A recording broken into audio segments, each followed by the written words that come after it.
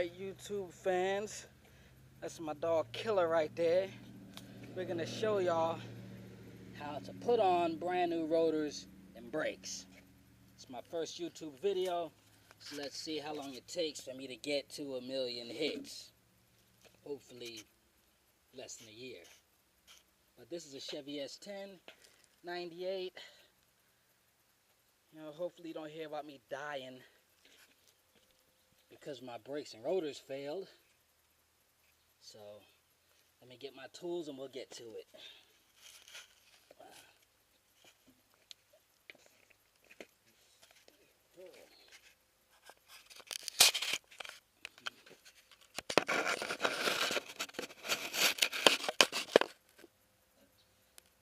Okay.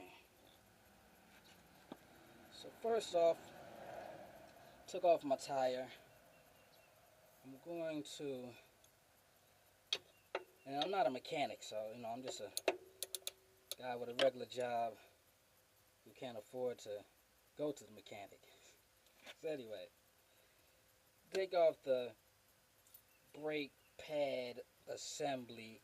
I don't know the technical terms, so bear with me. And I should have, broke this earlier. So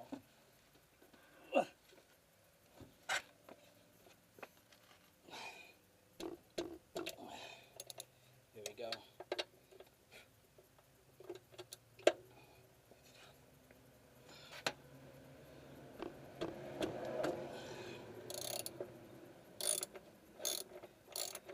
Okay, so I want to get off my brake pads, and then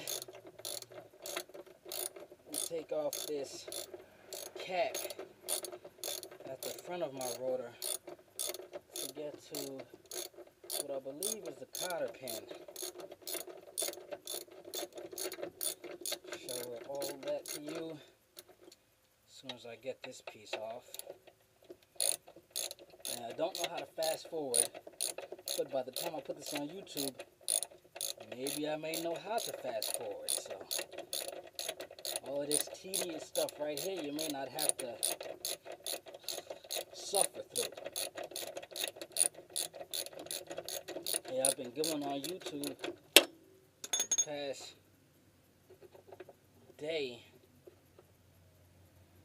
looking up how to do this on an S10, and I found out how to do it on other vehicles. Nobody had one for my particular vehicle, so I just used all the knowledge I gained from the other stuff. What all is this? I use all the knowledge I gained from the other videos to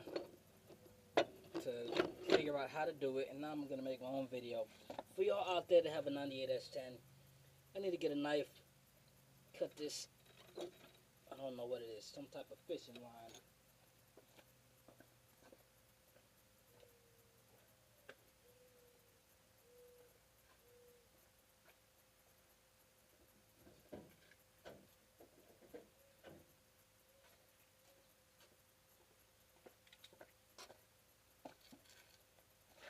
Yeah, and don't worry, whenever you go ahead and change the brakes and rotors on your 98 S10, you won't find fishing line around yours. I don't know how in the world that got there, but it's not helping to hold anything up. Anyway, you can take your brake pads out, and my brakes are actually pretty good. But what happened is,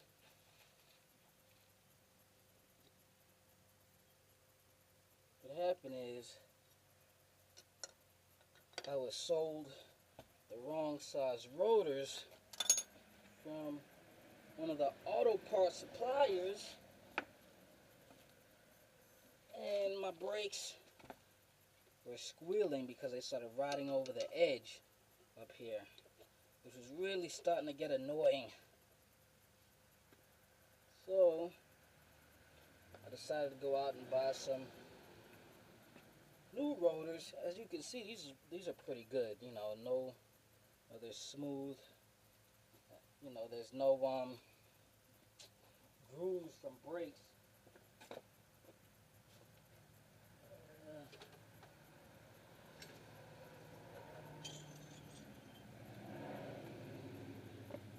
Yes, there's no grooves from brakes being worn down. Because this was actually the second pair of brake pads that I had put up here. Because the first pair I hadn't had for 6 months.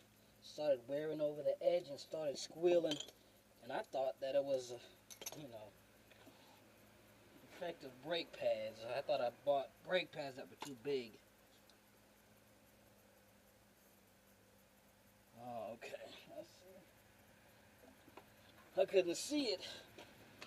How they bent this pin, so much grease up here. Oh, but okay. So right here, where is that top at? Okay. So this cap was up here. All right. I took a screwdriver and stuck it back there, banged it down with a hammer to get it, and then pop the cap off. Okay. Now you have this cotter pin right here, which they had bent it, so you gotta bend it straight to get it out, and then you take this nut off right here. I'm gonna show you that as soon as I get that done.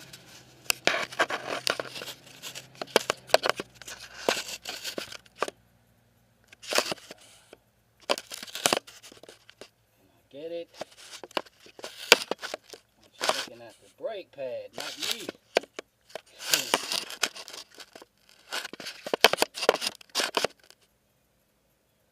Okay.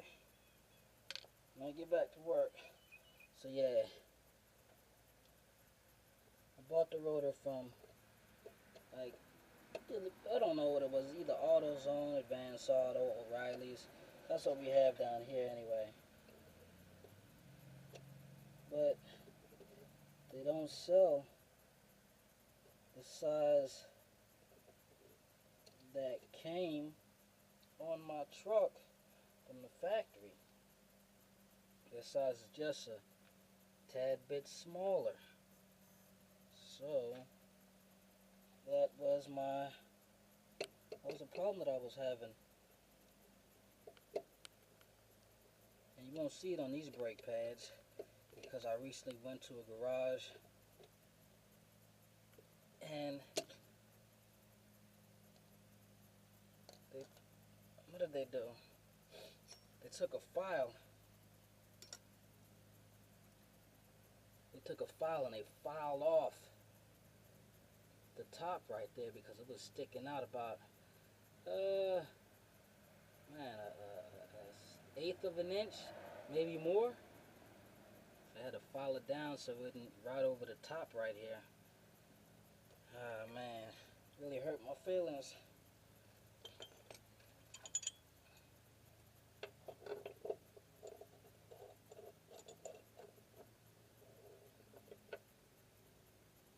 So now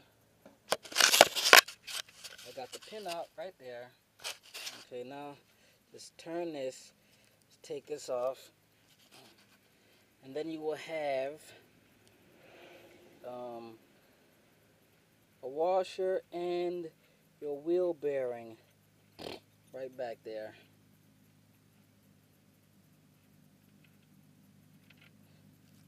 Okay, that's the nut.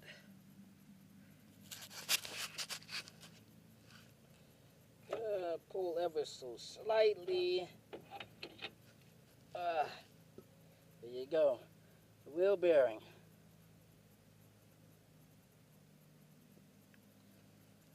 Okay.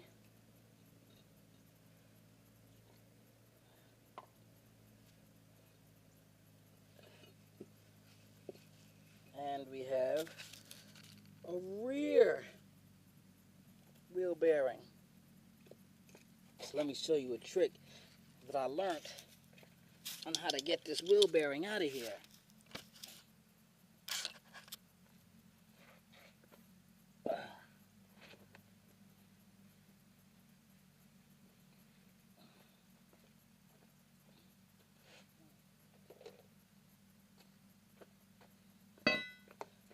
So the dude told me at the shop to leave the wheel bearings up there and just pull on the rotor, and this back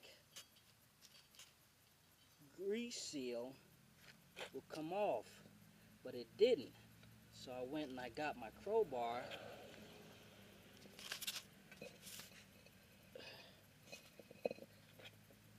Let me see if I can do it with one hand. Aha! Ta-da! And we just put a new one on, okay? And there goes the back wheel bearing. So,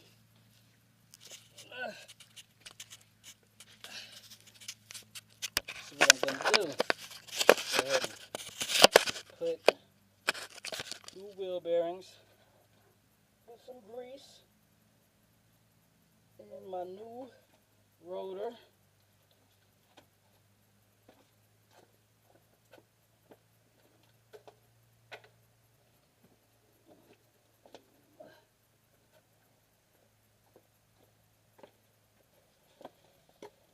And hopefully it doesn't take me too long. Okay, let's see what I can do here.